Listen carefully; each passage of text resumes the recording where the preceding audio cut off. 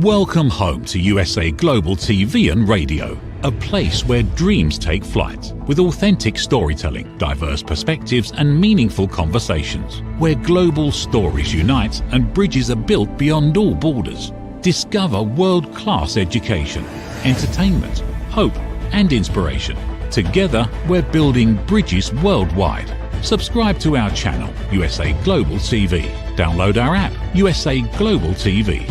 Be our guest or join our team. Visit usaglobaltv.com. Thanks to our founder and executive producer, Dr. Jacalyn Kerbeck. Music score by Yeffy Tang from Cloud Road Music. Voiceover artist Mike Porter. Creative direction by Paul Garcia. USA Global TV and Radio. Your home for global connection. All rights reserved. This video and its contents are the exclusive property of USA Global TV and Radio. Unauthorized use, duplication or redistribution in any form is strictly prohibited. Hello and welcome home to USA Global TV and Radio, home of the Silver YouTube Creator Award for crossing over 100,000 subscribers. I'm Dr. Jacalyn Kerbeck, and our show today is a woman's prerogative. We want to say hello to all of our friends at E360 TV. Thank you for being here. And of course, hello to our friends on Amazon Fire and all of the social media platforms. Our show today is all about travel, things we love and things we loathe. I'm not alone doing this show. Joining me from Australia is my dear friend and one of our loyal founders of this platform. Her name is Mariska, and she's had a very interesting journey and career, and we've known each other now for just about 6 years. She's a company called Journey to Discover, and she is a transformation and leadership coach. She's ICF and PCC certified. She's also an author and a songwriter. Let's welcome her to the program. Hi, how are you? Hello. Well, I am happy to be here with you and discussing our wonderful topic, because I know that you are getting ready for a little bit of travel. That is correct. I put together the itinerary yesterday because I had some from the British School of Excellence and then all the travel to go to the different countries. And I'm telling you what, I was exhausted. It's like, I don't know how I'm going to do all this. And especially I'm by myself for the second week going into different countries, but it's going to be fun. So we're going to jump into it. And just a little bit of background for you. So you're from South Africa, and then I don't know if it's in this order, but then you moved to Australia. I mean, you moved to New Zealand, and then you moved to Australia. Yeah. Yeah. So you really get around. This is immigration moving, right? So it's not packing a suitcase to go on holiday type of travel. This is more packing the whole house type of travel. So yes, there's a bit of a difference to what you are planning on doing, which is packing a suitcase, hopefully not the whole house, and then just going for a little bit and going back home then afterwards. Well, when you move from one country to another, I really don't know how this works. What is involved and how far in advance do you have to, I don't know, apply to governments, or what exactly do you have to do? Oh, well, that depends on the country. And it depends on what sort of visa you have. There's a whole bunch of things that I would suggest you speak to somebody that is very versed in all the legalities of the country that you want to move to. Things to take into consideration is, of course, what sort of visa you need to move and be in that other country. Even just normal travel, something that you need to consider. And then other things to take into consideration would be, well, what you are taking with you, what you are not taking with you, how all of that might work. And of course, because you will be moving countries, not just going on a holiday, it is quite a bit of a different experience in general.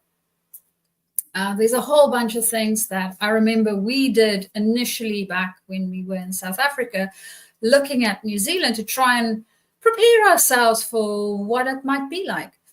And we looked at things, for example, like living cost, right? What is it that a house would cost you to stay in renting? buying, what might a vehicle cost, what is fuel prices like, what might food be like, more or less, for the things that you eat.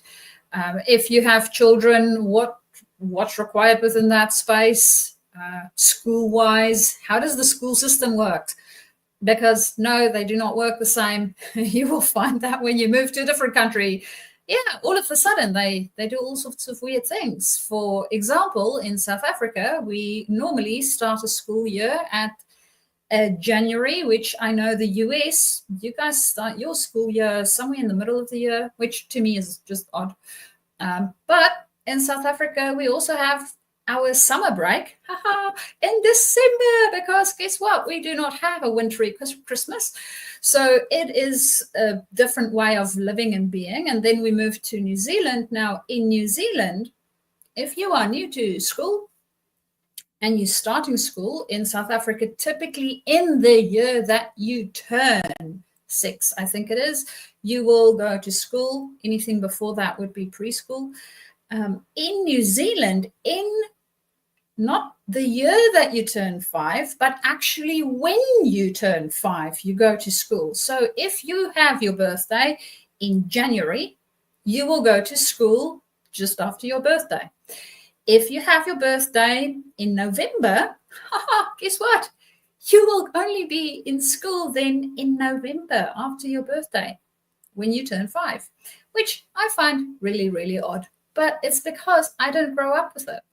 It is something that they did grow up with. So there's a whole bunch of things to take into consideration when you are moving countries, other than just packing luggage to go on the plane. So yes, I am not sure whether that gives you any clarity, Dr. Jacalyn. Yes, it does. It does, definitely, because I really had no idea about that. And I think mentally, you really have to prepare yourself. If you're moving from South Africa to New Zealand, that's a completely different culture. And then you move from New Zealand to Australia. So what kind of mental, emotional preparation did you make for each of these huge moves? Well, not nearly enough for either one of them.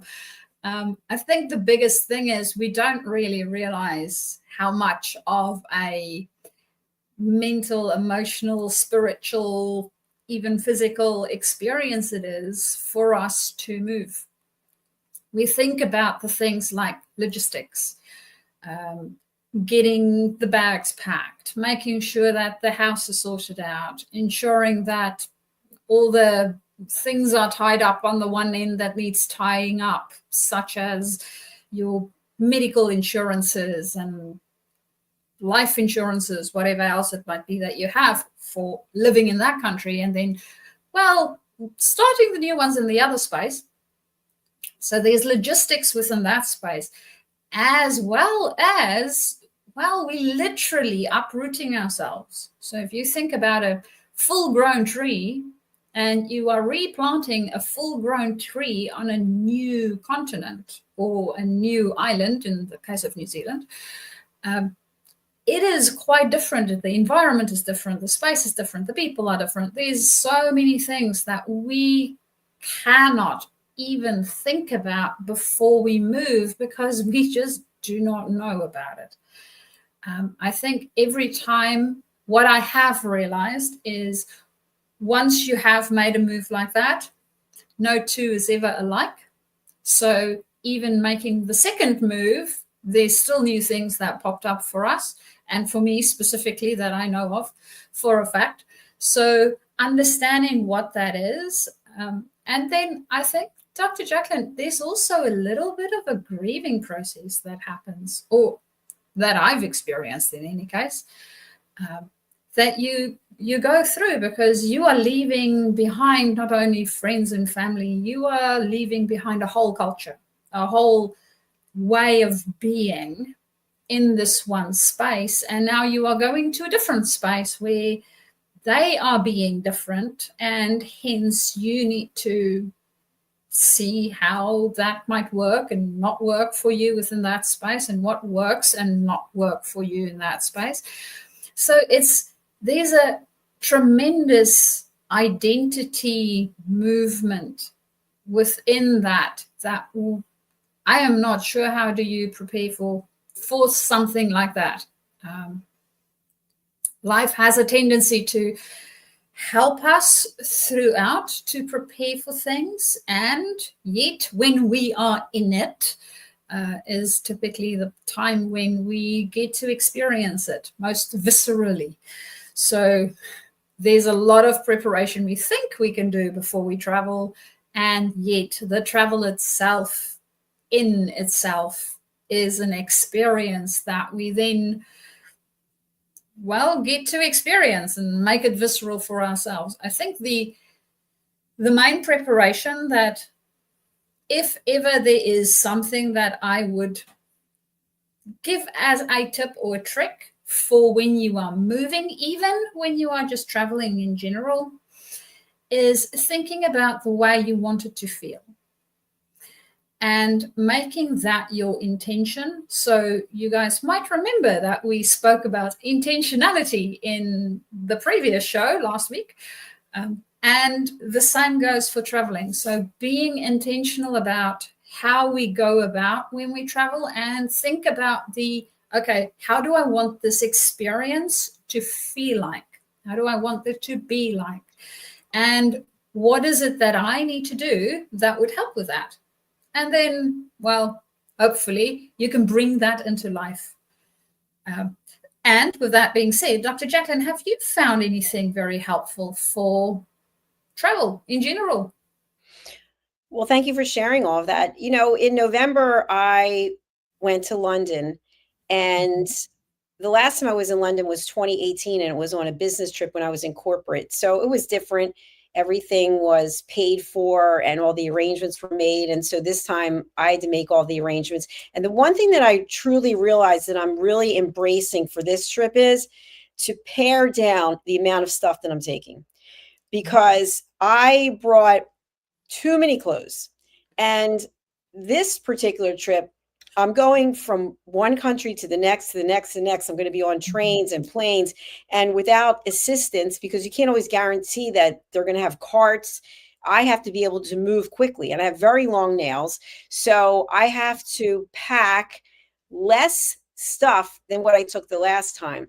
And that's difficult because I'm going from an environment where I need to be dressed up. There's actually formal dress that's required for some of the things. And then, of course, I need my workout clothes. So I'm just going to be really true to myself about what do I actually have to bring with me, and what can I launder when I'm there. The Airbnb we're staying in has a washer and a dryer.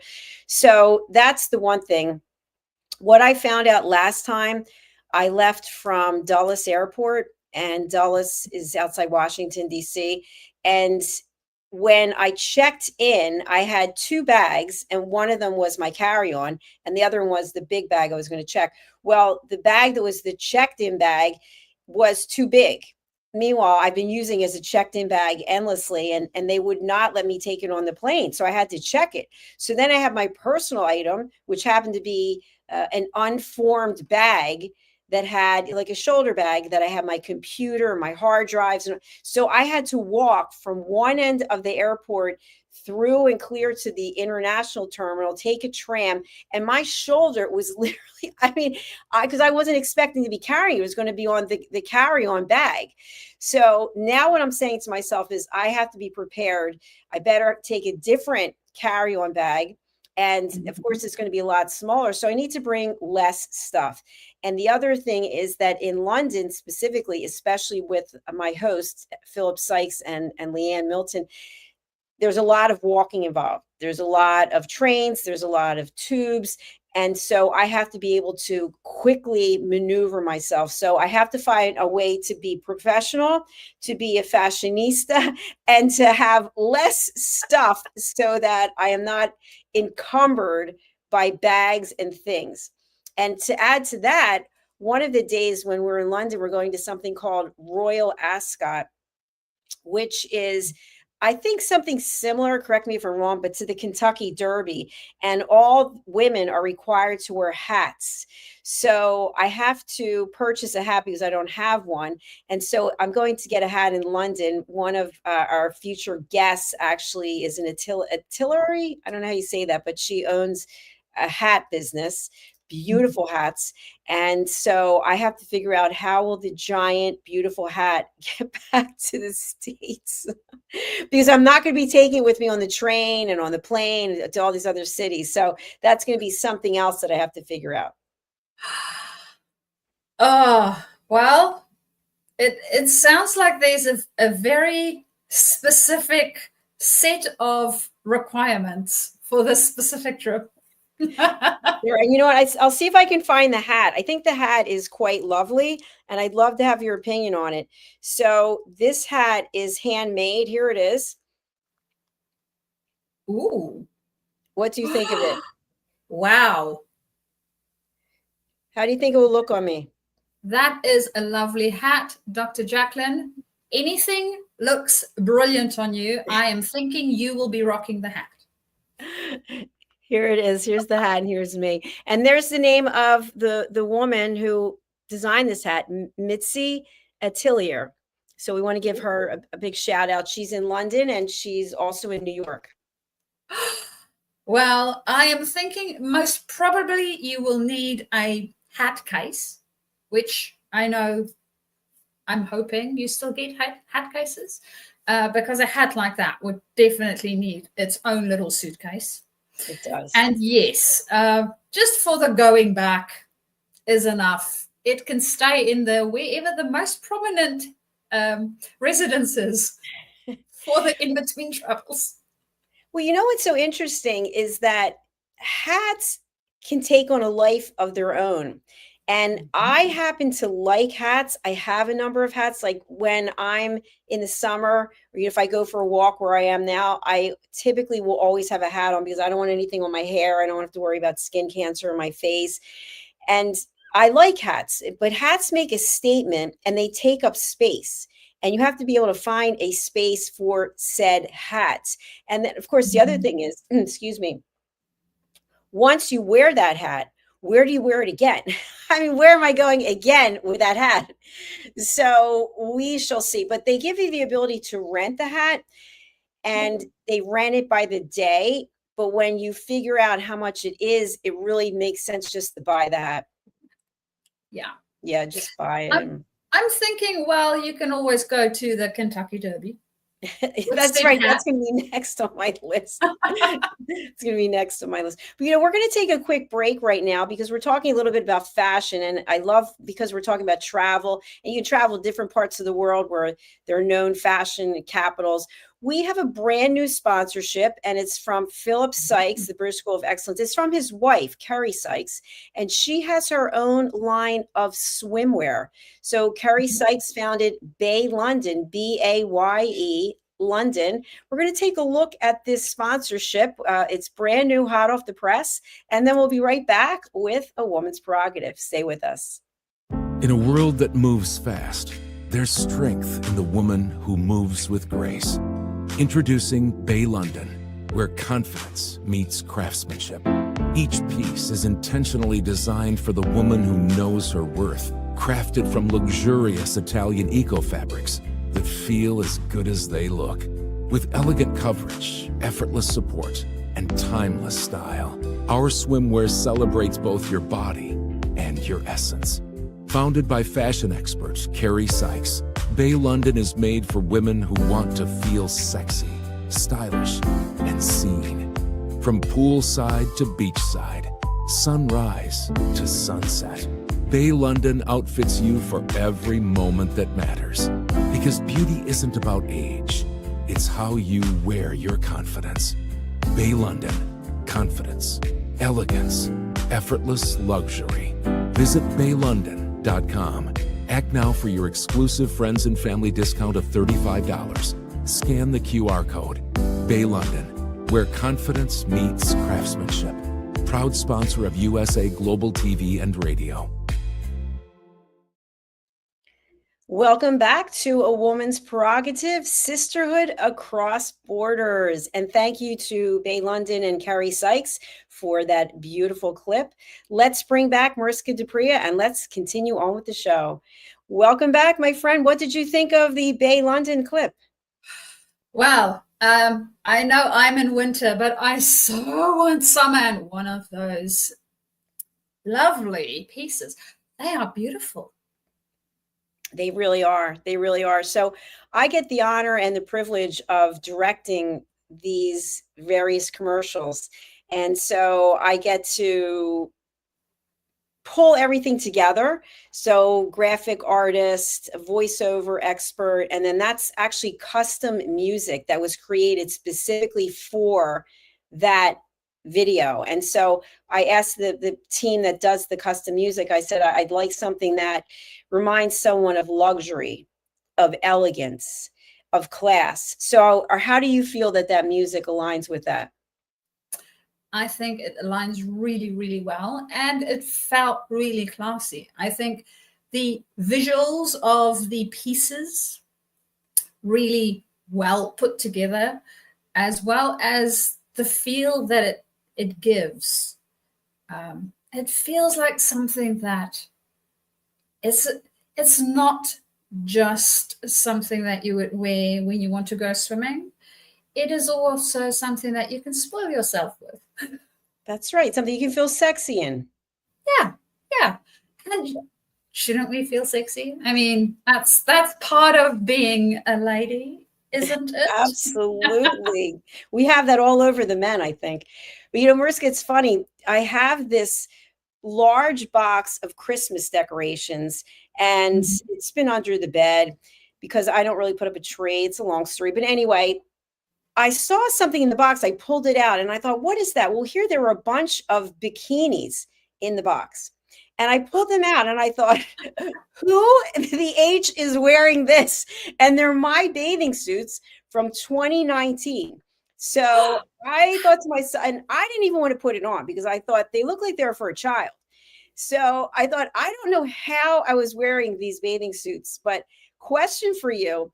Do you think that for a woman, we're talking about traveling and people like to travel where it's warm. You're in winter now, so there might be some people who are traveling somewhere warm and they want to put on a bathing suit. They want to go to the beach. Do you think, in your opinion and experience, that when a woman gets to be a certain age, she is no longer really viably wearing a two-piece or a bikini or a thong or something that when she was younger she might be wearing? Do you think you automatically have to go to the one piece? That is such an interesting question. And personally, I think, one, if you have the body for it, please show it off. Right. Two, if you feel comfortable in it, go for it. It is really up to the individuals. I have seen a lady a while back. She's most probably in her 70s now. This has been quite a while back. At that stage, she was in her mid-50s, close to 60s, and she had the body of an early 30-year-old. She looked really, really good. I cannot see why she wouldn't be wearing a two-piece or even a thong. If that is something that she's comfortable in, go for it. Personally, I've got my own issues with my body. I do like two pieces, and I do not get a lot of them that I like to wear. So I don't know, for some odd reason, the bottoms, the cut for some of the bottoms, either they make them low and wide, right? Or they make them skinny and long. That's true. It's so weird. And neither one of those styles actually suits my body. Like, okay, can we get something that's sort of in between the two? It would work better for me. I think that's the other thing. Getting swimsuits that actually suit you and your body. right? So for some people, they just don't have a body that works with a two-piece because they might not have a middle. It might look really weird. Right. And for other people, they don't have a body that works with one piece. So that looks really weird. So I think it is really dependent on what works for you and thinking about your own personal preferences and styles and things like that. And then going for that. If I think about the video that we just watched, there was one piece, was black. It was a one piece. It had a sort of belt in the middle thing. Mm-hmm. I thought, oh, ooh, I like that one. Yeah. So yeah, that's something that I would most probably go for if I were to choose. I do have a whole bunch of two pieces in my closet. Some of them which I would still wear because they actually work. Not sure whether the elastic in them are still wearable. Why does that happen? Over time, your elastic just gets all stretched out. And then it's your favorite piece. It's like, oh, I love this piece. It's so good. And then you take it out of the cover. It's like, okay, need another one, and you can't find it again. It's not happening. It's not happening. Yeah. I think this is a funny bikini story. Do you want to hear it? Oh, yes. Okay, so when I got married in 1993, okay, we went on a honeymoon and we went to Hawaii. And I had purchased this bathing suit, and it was by a designer called Moschino. I don't know if they're still in business or not, but it was a beautiful bathing suit. It was sort of strings, and it was made out of crushed velvet, really. And they looked like playing cards. So there was a diamond, and then there was a heart, and then the bottom, and you tied it on the side. And it happened to be a thong. And I had no intention of actually revealing myself. I would just sort of sit down, slowly lie back. So my husband at the time, he said, what will it take for you to walk around this pool in that thong bathing suit? And I said, well, I did see a beautiful pair of shoes in the gift store in the hotel. And he said, how much were they? And I don't even remember what they were, but he said, okay, if you wear your heels and you walk around that pool twice and you're strutting your stuff in that thong, I will buy you. So I ordered a very large glass of wine, and then I proceeded to strut around the pool in my thong, in my heels. And then, of course, I did get those shoes that I wanted. Good. The best part of the story is that somewhere before this had happened, I got bit by a mosquito on one of my butt cheeks. So I had a Band-Aid on it. So this person was wearing this string bikini in high heels with a Band-Aid across my butts. But I did get the shoes. That's all I care about. If anybody was there back in 1993, I'm very sorry that you were exposed to that. Probably traumatizing. Well, not even a mosquito bite prevented you from strutting your stuff and getting the shoes. Because, you know, I'm all about the gold star. So I wanted those shoes. That's what it was. This is what you have to do to get the shoes. So that's what I did. But I don't believe, since I told you about the bikinis that I just found from 2019, I think, except for when I turned 60, and I'm now 62, on my 60th birthday, I remember I was in Florida with my mother, and I took a picture of myself in my bikini and posted it on social media. And I guess there's something when you get to be older and you think to yourself, you know what? I'm going to stand a certain way and the sun's coming in a certain way. I'm taking this picture so I can look back and say, when I was 60, I was still wearing a bikini. But would I actually go to a beach wearing a two-piece bathing suit? No, I would not. I do not wear bathing suits anymore. I will wear my little skirt, you know, like a little Lululemon, not a pink spokesperson, a little skirt and a little workout top. That's what I'll wear. But no, I'm not wearing a bikini, and I'm not going to wear a thong. Those days, my friends, are over. Interestingly enough, I would most probably, I'll wear the bikini underneath one of those beautiful, I don't know what they're called, sarongs. They're flowing. They're a beautiful flowing sarong, I think. Yeah. So they see through typically, right? There's not a lot of material in them, but that's what I would wear. I would wear the bikini or the whatever it is that I feel like. I normally don't wear thongs in bikinis or swimwear in general. As I said, I have issues. I'm well aware of them. So I do not do thongs.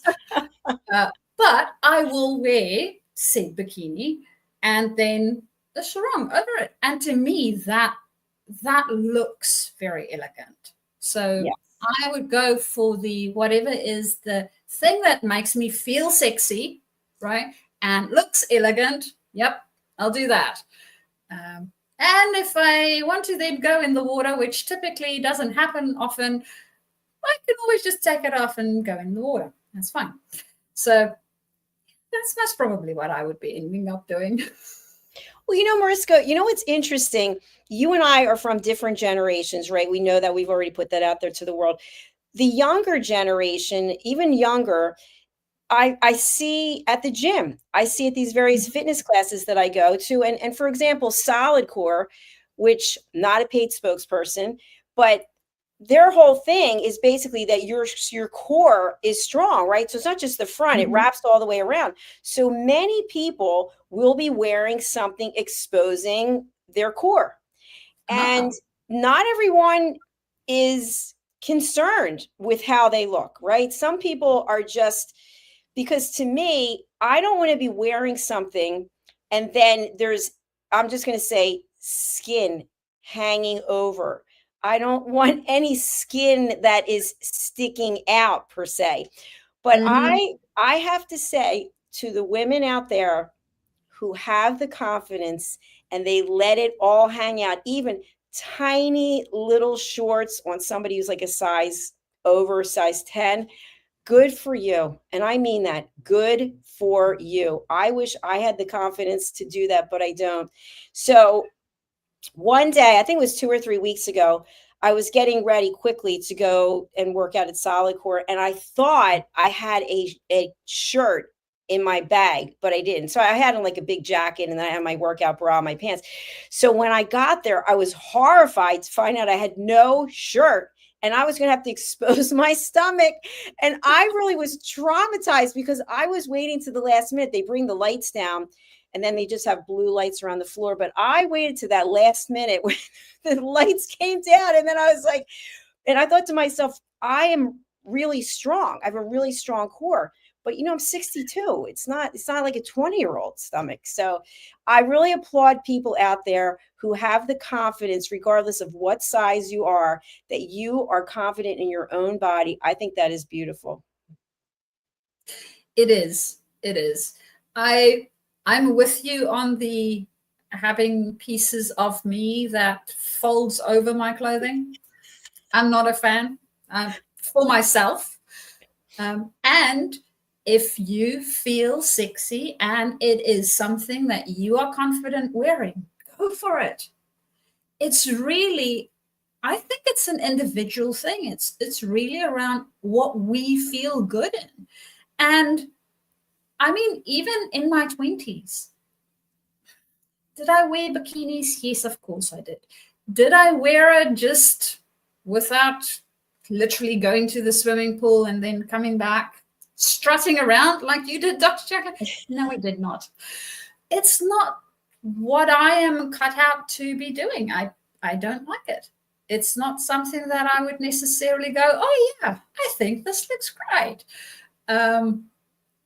Typically, I would cover more of my skin. Plus, I have the very unfortunate or fortunate, I don't know, very light complexion. So if the sun sees me, it attacks with vigor. And I will go all red, which is not a lot of fun. So I have come to the conclusion at a very young age to cover more of myself and be okay with that. And I don't have the need to expose big pieces of myself. And in saying that, I do really, really feel that people that's able to do that, I mean, absolutely go for it. Go for it. Because, I mean, it's what you feel good in. So do what you feel good in. It's true. You have to feel good in your own skin. And I have to say, for me, I mean, you know that I have eczema. I've got an eczema flare on my neck now. It's been going on for, I don't know, probably a month, even though I'm using Dupixent. I'm sure it would be a lot worse than what it is now, but I don't want any sun on my skin, because if I wasn't injecting the Dupixent, I already have skin problems, so I don't want to put myself out into the sun. So I'm that person who's wearing the big hat and the glasses and the long sleeves. And even though I am on an island right now, and the beach is very close by, I have not been on the beach. I don't go on the beach. When I go for a walk, I try to go later in the day, typically around 4 o'clock. And again, I got the whole thing on, and I look ridiculous. I mean, I'm just telling you, I don't look like I fit in. I look like there's something weird, but I don't care, because I'm protecting my skin. And my mom had, I think, 72 skin cancers, because she used to play tennis out in the heat of the day. And seeing, that Mohs surgery where they cut into your skin and they have to keep testing it to see if there's cancer. I'd have no interest in doing that. So keep your beautiful skin the way that it is. But for people who can go out in the sun and they're hopefully putting on lotion, again, good for you. Do you? Yes. And I am sure that the people looking at you with your sunglasses and whole attire to keep the sun away will go, oh, that person is really brave to walk around with so much clothing on. What the hell's going on? So we all have a different thing that we are doing. And as long as it is you doing you, I think you're good. Well, thank you. I think it's funny because I'm in this beach town and, I'm working all the time, because to me, it's not work. I love it. But I'll go to get something to eat, and I'm wearing, I'm dressed to the nines, and people are in T-shirts and bathing suits and flip-flops. And I know I really stand out, but I don't care, because this is the business that I'm in, right? This is the business that we're in. So we're on television, and I'm just doing me. But going back to the travel, because we're running out of time, let's talk about something that we really don't like about traveling. What comes up for you? Airports. Yes. I'm not a fan. It's a love-hate relationship with me in an airport. I don't mind an airport when I'm familiar with the airport. Right. So if I've been there once, I'm good. The only one that I'm not too sure about is the one in Dubai. Have you ever been to the Dubai airport? I have not. Dr. Jacalyn, it is huge.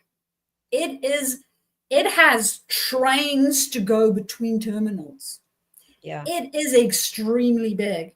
So that's the one and I think that's the thing that I don't like about airports. It feels like I can easily get lost and for some odd reason then miss my flight, right? And not get to the place where I'm supposed to be going, which I know, technically speaking, won't be the end of the world, because I can get another flight, and it's extra stress and extra hassle and extra everything else. So that's one of the main reasons why I'm not a fan of our airport. I do not mind the ones that I'm more familiar with, and smaller ones, typically, a little bit easier. But places like Dubai, it's overwhelming. You have a certain amount of time. So if you have an hour layover, right, your hour is literally taken up by moving from one terminal to another terminal. And that's it. You can't see anything. You're literally rushing from one spot to the next, and hopefully an hour is enough, because it is really, really big. So for me, that is the one piece about travel that I'm not a fan of. Maybe if I do it more regularly, it might get better.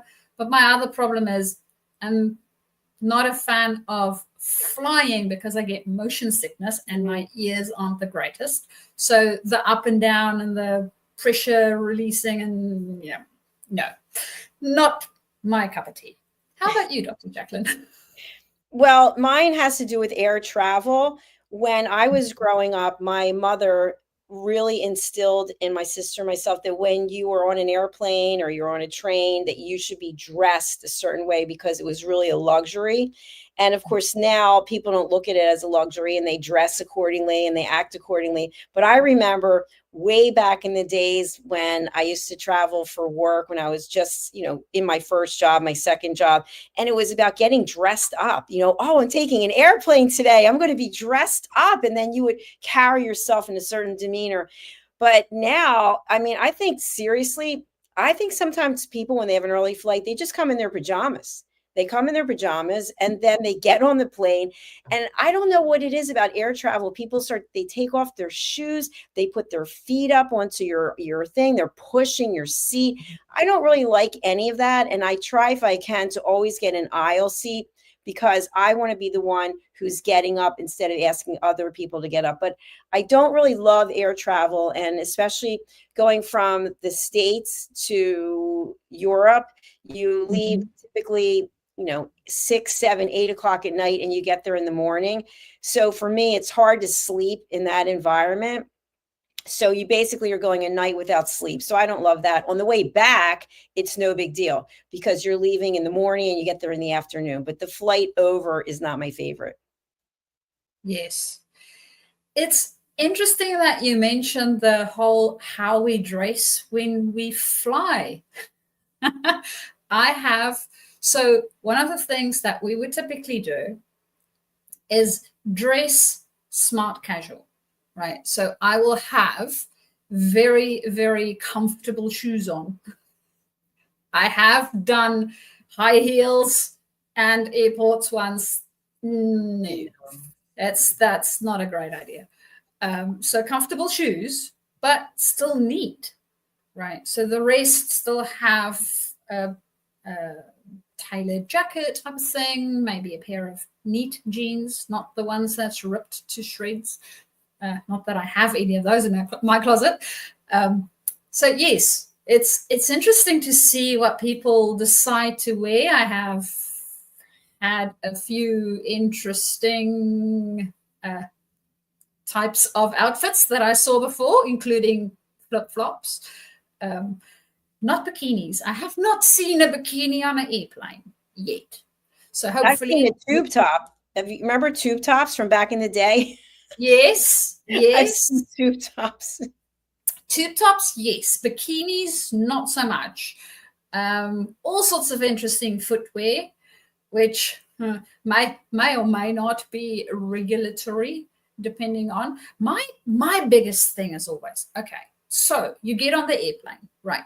We hope that said airplane will get up on the side and land on the other end and there won't be any problems. The thing is, if for whatever reason there is a problem, buddy with the flip-flops, what's the plan? Because one, they won't last that long. And two, you don't know where we're landing, so you might have very sore feet. That's true. The shoes have to be functional. I mean, there are days, and by the way, we have to close out soon because Justin's show is coming, but there were days when I first started in business and I would wear heels, and I don't believe that it is good for your feet to walk in high heels in an airport, regular. I don't know. I can't do it anymore. I don't do it. But there are many times, to your point about being in the airport in Dubai, you have to run. You have to get somewhere fast. And also, you want to keep your feet safe. If you're wearing flip-flops and somebody runs over your foot with a bag or something, he drops it. So I think you should wear closed-toed shoes. But for me, I'm now wearing very stylish sneakers because I can run. Many times if there's a delay in the flight taking off or in a connection, I'll just take my bag and I start walking back and forth, and I'm getting in some steps. So I'm getting some exercise while I'm sitting there waiting. So for me, that's what's most important. It's functionality and safety, because there have been times when I was running to catch a flight. I think it was in Chicago O'Hare, and I had to go from one terminal to the other. And I'm telling you, when I got there, I was dripping in sweat. My clothes were stuck to me, and they were just about to close the gate, and they let me in, and I was hyperventilating. Like, everyone on the plane is looking. You're like, it's like not a pretty picture. And there's no way you could do that in heels. So that's what I think. No. But we've got to sign off, and we'll be back, of course, next week. But what would you like to share with people as we close out for tonight? Things we love and loathe about travel.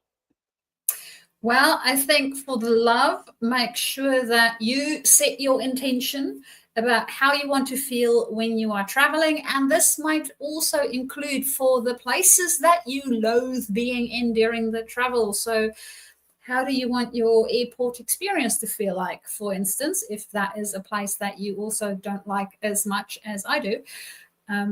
What might that be like, and what do you need to take with you? Do you need to go a little bit earlier? Do you need to plan your trip so that if you have connecting flights, they are a little bit further apart so you have breathing space? That sort of thing. Put that into your intention. And then, of course, for the loathing, well, try to mitigate as far as possible. And then setting that intention might be helpful to make it a little bit less loathful and a little bit more fun. And wherever you are traveling, have fun. I think that would be the biggest one. Have fun. I love that. And how can people get in touch with you, Mariska, and who would you like to contact you? So to get in touch with me, you can do that via my email, which you would see down below. It's Mariska, Mariska, journey2discover.com. And then you can also get hold of me via my LinkedIn or my website. So people to get hold of me, if you are a specialist moving into leadership, or you are already within the leadership space and you are looking at moving up in your leadership space and bringing a little bit more humanness into that space of yours and being the leader that you wish you had, you would be the person to come and speak to me so that we can make that dream a reality and have loads more wonderful leaders out there, because you make a big difference.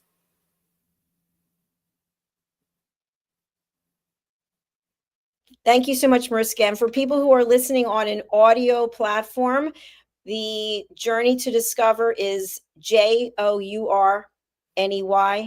2, discover.com.